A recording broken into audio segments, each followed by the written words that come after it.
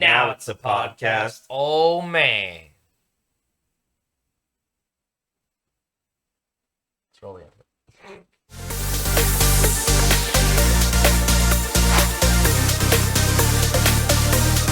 Hello. My name could be Zach. And I might be Nick. And this is Careless Podcast here, bud. Oh, yeah, there, bud. And as always, what are you sipping? I'm sipping on a good old land shark.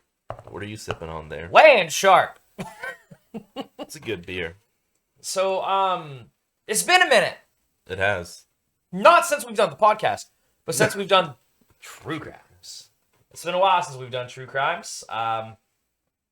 We did a lot of them in October. We didn't do any in November. We were like, we'll take a break. And then in December, I couldn't find any good true crimes that are related to Christmas. So I was like, probably not. Yeah. Well, wait. But in honor of Netflix releasing the Night Stalker documentary about Richard Ramirez, we decided to do our own little Night Stalker documentary about Richard Ramirez. All right. Instead of having to watch a Netflix episode, you can only watch 30 minutes. So let me ask you a question. What do you know about Richard Ramirez? I know what he looks like. Well, that's because it's right there. Yeah. It's here. I'm looking at it. You're looking at it. It's right over there. Right over there. Richard Ramirez is a spooky dude. He looks like a spooky dude. We have a lot to discuss. So are you ready?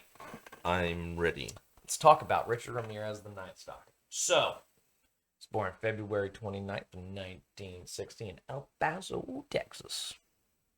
So Richard Ramirez, he's what we would call the product of his environment. We talked about it in like the Edmund Kemper one, where Edmund Kemper was definitely a product of his surroundings. That's what made him a serial killer. Richard Ramirez is pretty much the same thing in a lot more fucked up a way.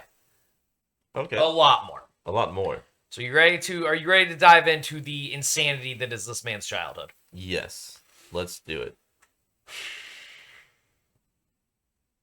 All right, well, good luck.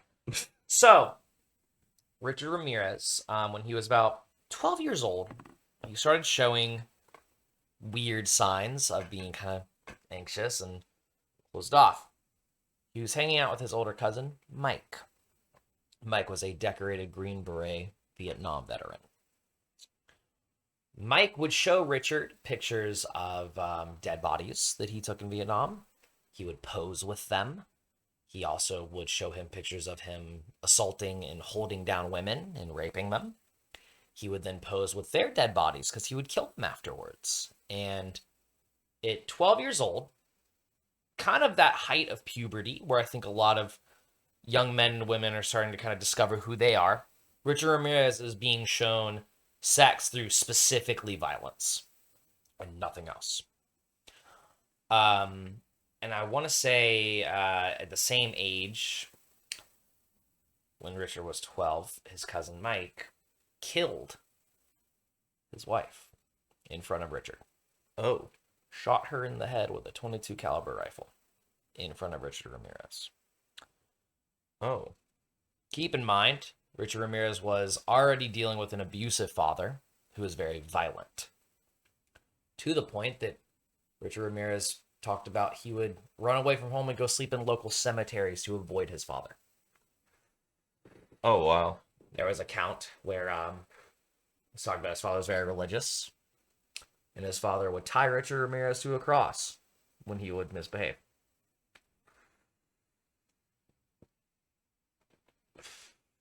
What the heck? Yeah.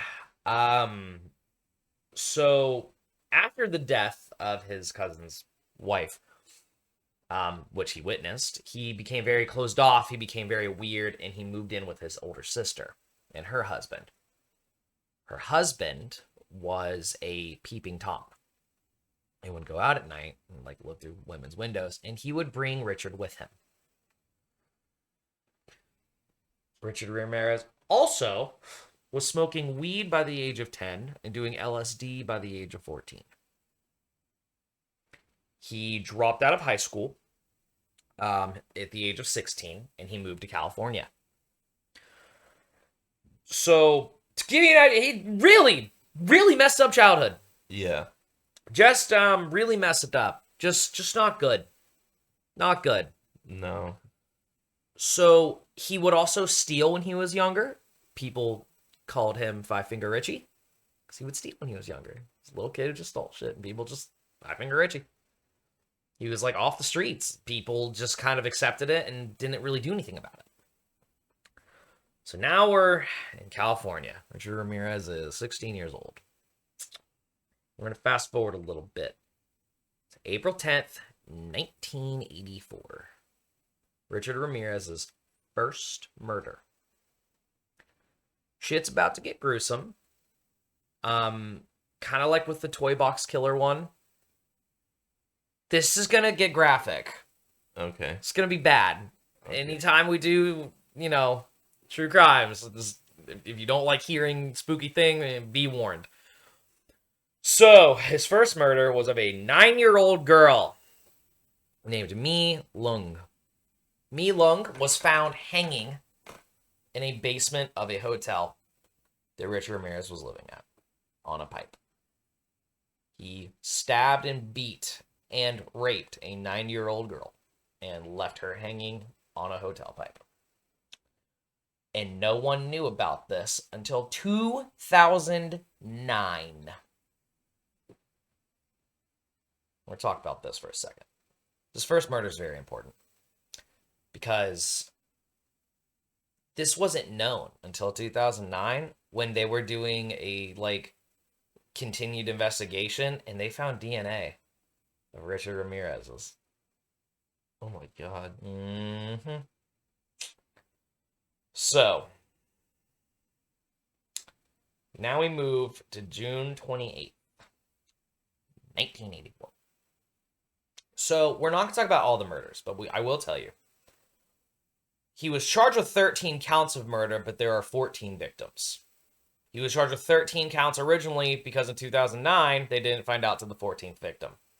There's also 3 counts of attempted murder, 11 counts of sexual assault, 14 counts of burglary. So, June 28th, he breaks into the home of Jenny Vinco. He breaks into her home. He spends several hours molesting her. And then he beats her to the point of almost unrecognizable because he also nearly decapitated her. What? Nearly decapitated her. Took her head off in the midst of murdering her. Oh my God. So, now we move to March 17th. I can't...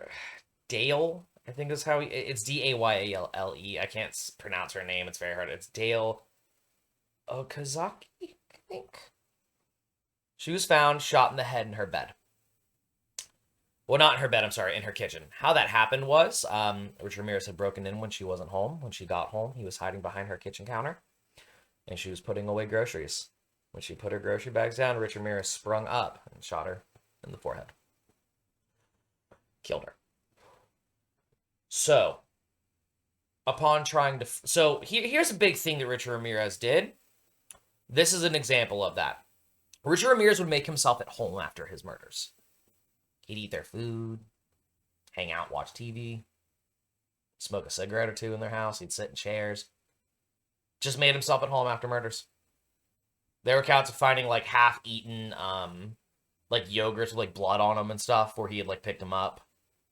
Half-eaten bananas with blood on them. He would just sit there and eat. He'd go through their fridge, eat their food, watch TV, and then leave. So, he's attempting to leave, and he runs into her roommate. Oh. Maria Hernandez. Maria Hernandez looks at Richard Ramirez and says, "Who are you?" He pulls out a gun, shoots her. But here's the thing. I'm going to talk about that in a second. Richard Ramirez did not just come across this girl. Richard Ramirez wanted it to be known that he was there. He was hiding in the garage and stood up and slapped the top of a car. And the girl turned around to him, walking up to her with a gun. He shot.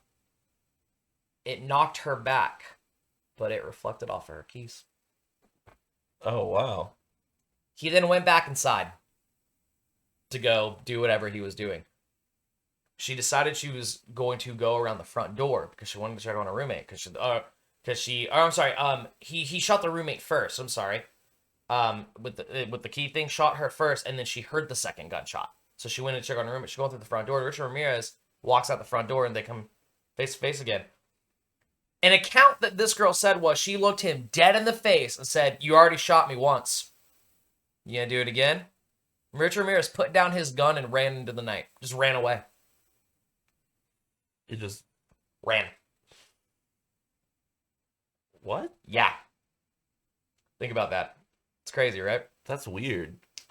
So, now we're going to move along to a little bit of later times. So, the reason why we're going to talk about all these murders, it's a lot to cover. It's so much. The reason I talked about those ones, those are the most interesting ones to me. Those ones are very like, huh. Okay. The first one is important because it didn't have, no one found out in 2009. The second one's very violent. It's not normal. And then this third one of the lock of this girl, the keys reflecting on. So lucky. Very lucky. So lucky. So there's a task force assigned to Richard Ramirez to find out who this guy is. One of the men, the leader of this task force, was the man who caught the Hillside Strangler. It was also active several years prior in California. You don't know who a Hillside Strangler is, long story short. He was a man who would find women. It was two women. It was two men, by the way. My bad. They were cousins. They would strangle them and just leave them on the side of hills because they wanted them to be seen. Dubbed the Hillside Stranglers. Okay. So, the amount of times they missed Richard Ramirez is insane. And when I say miss, I mean by like a day. By a day. By like a day. Richard Ramirez, so Maria Hernandez, the girl who the bullet reflected off the keys, gave an accurate description of him. Tall, dark hair, greasy, really messed up teeth. Richard Ramirez's teeth, he had teeth missing, they were brown stained, they were bad. And she gave a really good description of him.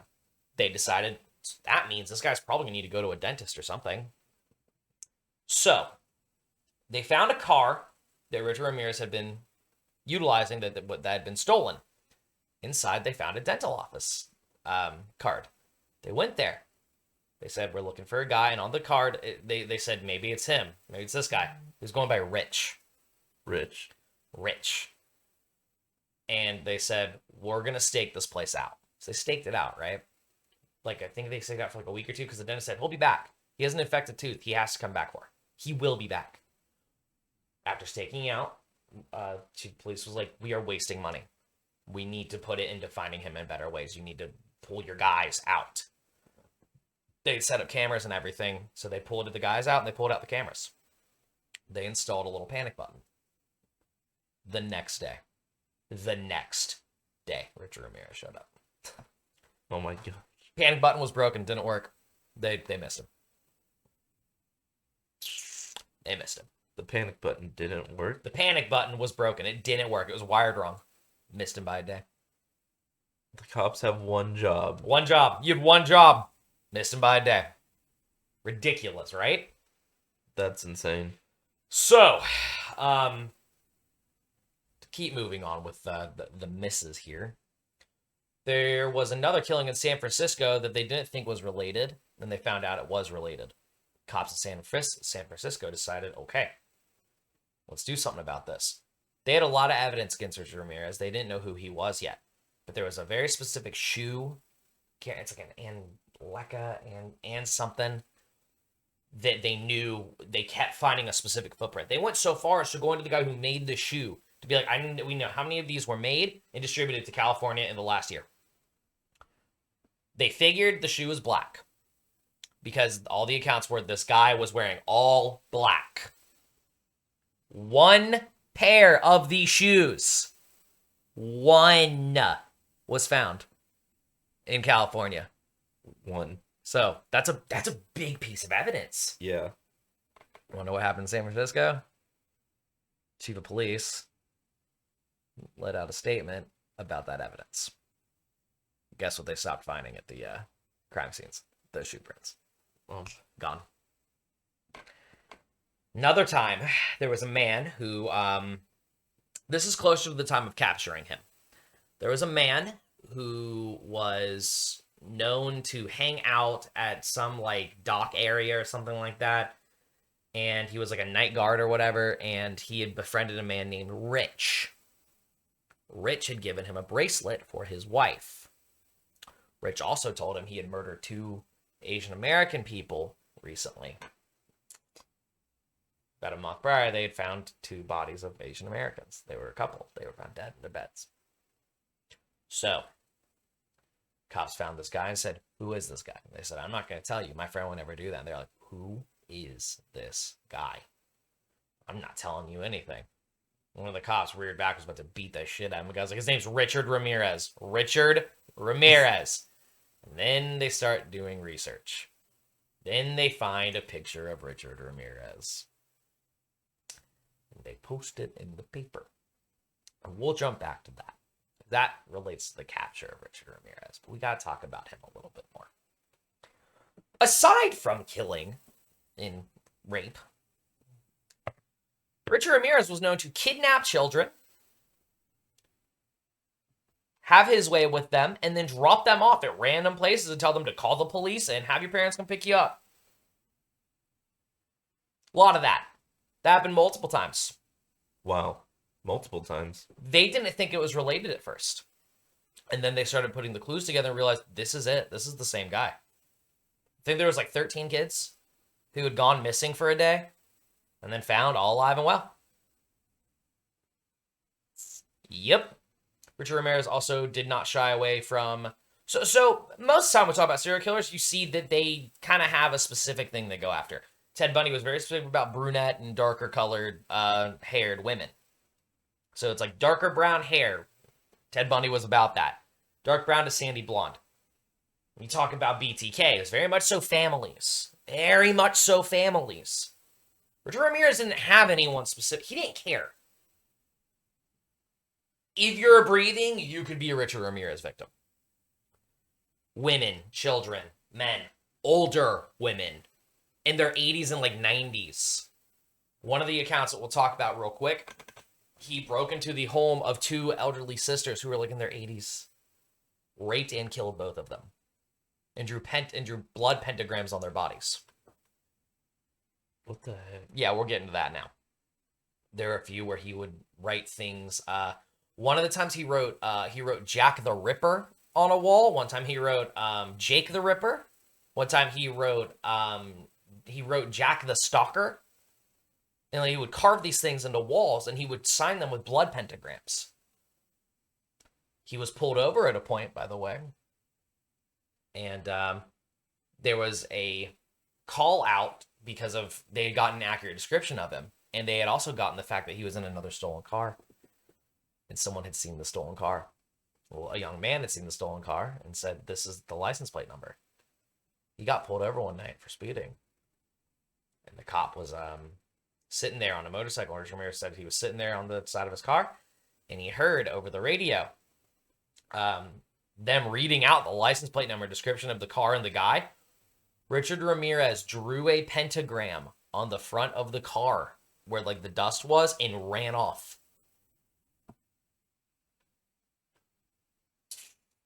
Yeah. Oh my god. So, we're going to move to his capture. His capture is awesome. It's one of the best things we've ever heard. So, pictures are out now. People know who this guy is. People know what he looks like. They know what his name is.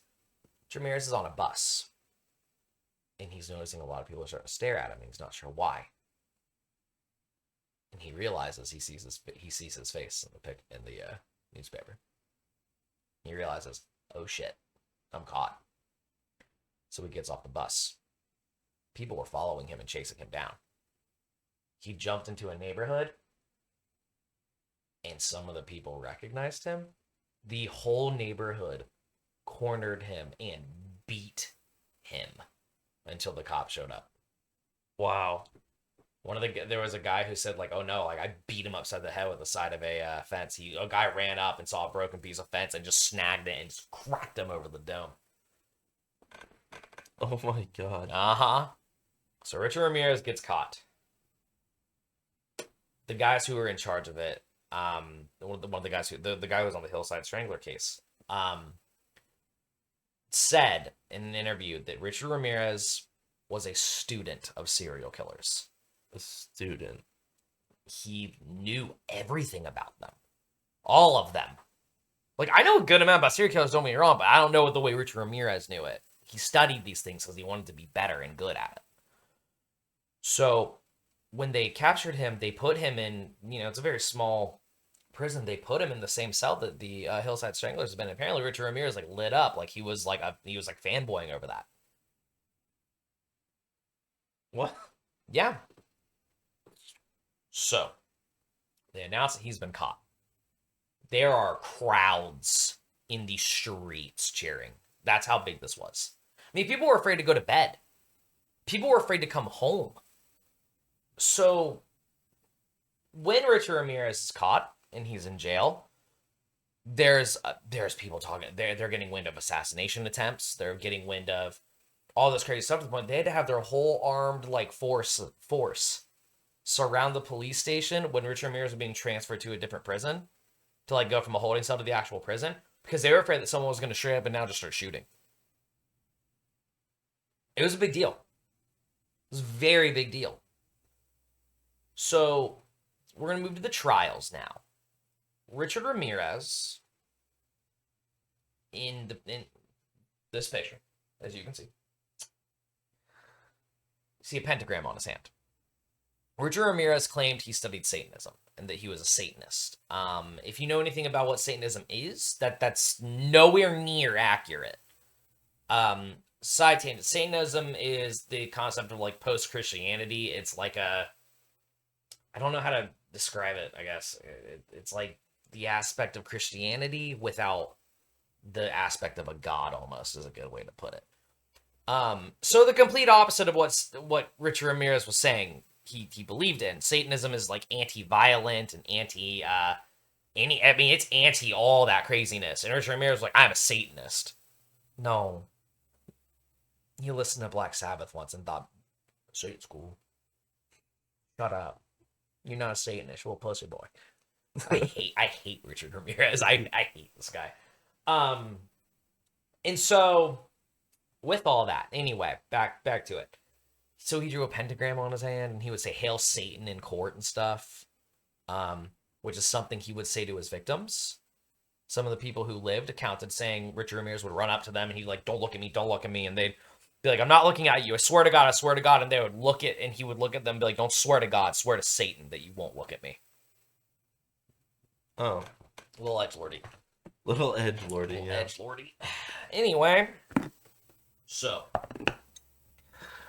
He's caught. We're in court now. He had followers. Like most serial killers for some reason. I don't know what it is about serial killers that some women go after. Don't know. But he had followers. One specific woman, Doreen, I can't pronounce her last name. I'm not gonna lie to you. It's Linoy? Lion? It's Lyion. I can't write Lioy? Lioy? Leoy? I don't know. Anyway, Doreen. I'm just gonna call her Doreen. Wrote him 75 letters. 75 letters. This man gets convicted of 13 counts of murder. 3 counts of attempted murder. I'm reading my list because it's such a long list of things he's committed for. 11 counts of sexual assault. 14 counts of burglary. 19 consecutive death sentences. That's 19 death penalties, my dude.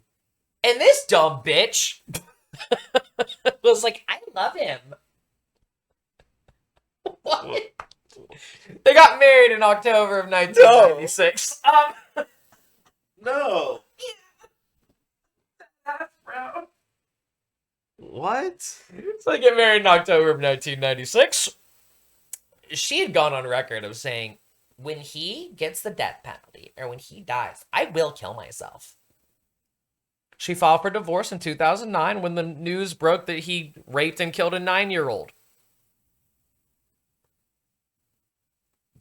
That's the line? the Not 13 other victims? No, those are fine. But the 9-year-old, even though it was also proven that he had abducted and raped children. But the killing of a 9-year-old, big no-no. You stupid bitch. Torian, if you're watching this, you're stupid. You're a dumb, dumb person. Did she think he was like kind and gentle before that? like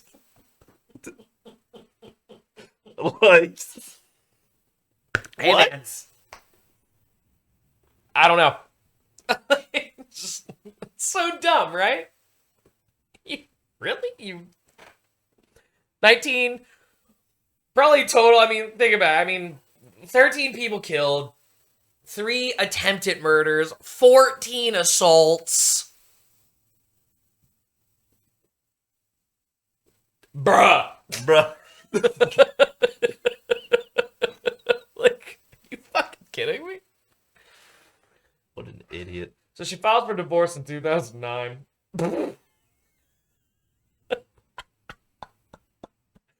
And then he gets re-engaged. Same person?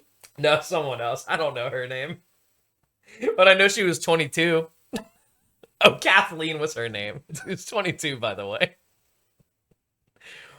She had daddy issues, clearly. I mean, that's just... She probably had a lot of issues. She had a lot of issues. A A lot of issues. So Richard Ramirez dies in... Keep in mind, this is where it gets kind of weird. So he died in 2013. Wow. Yeah, he died in 2013 of cancer. Oh. Not Slowly. from death penalty. He died slowly of cancer.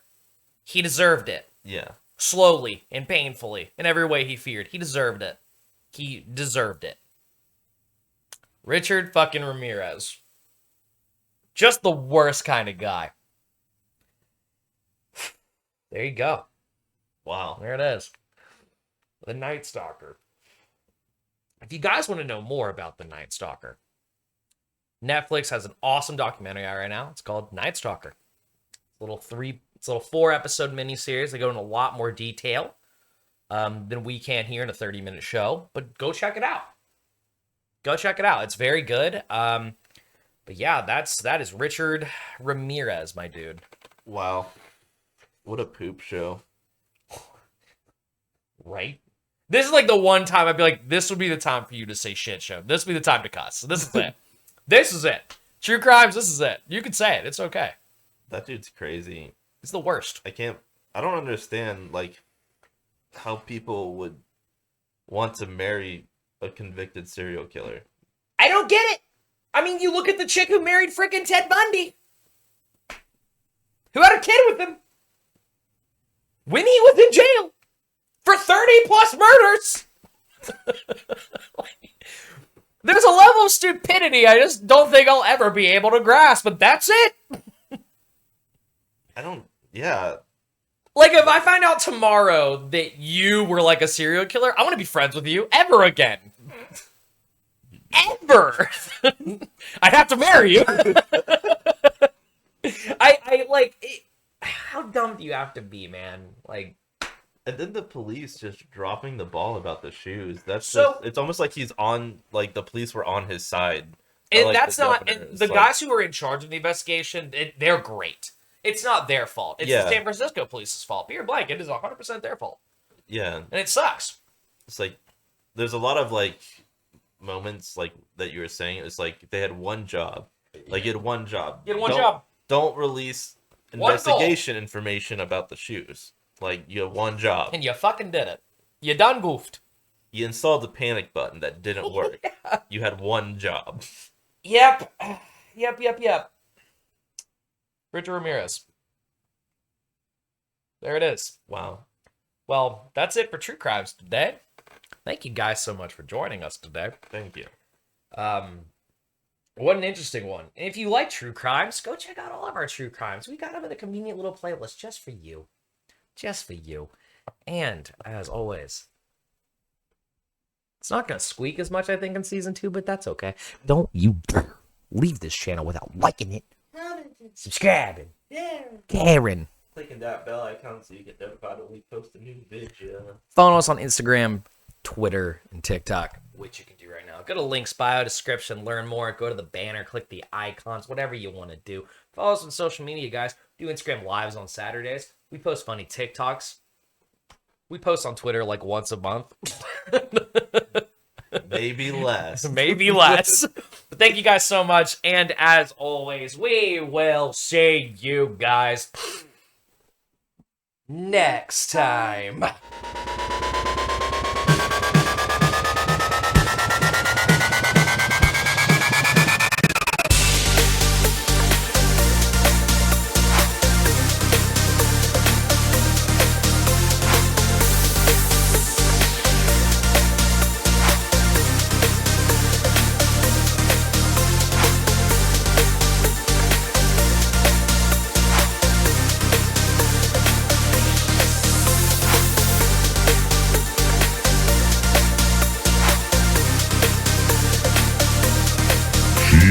Podcast.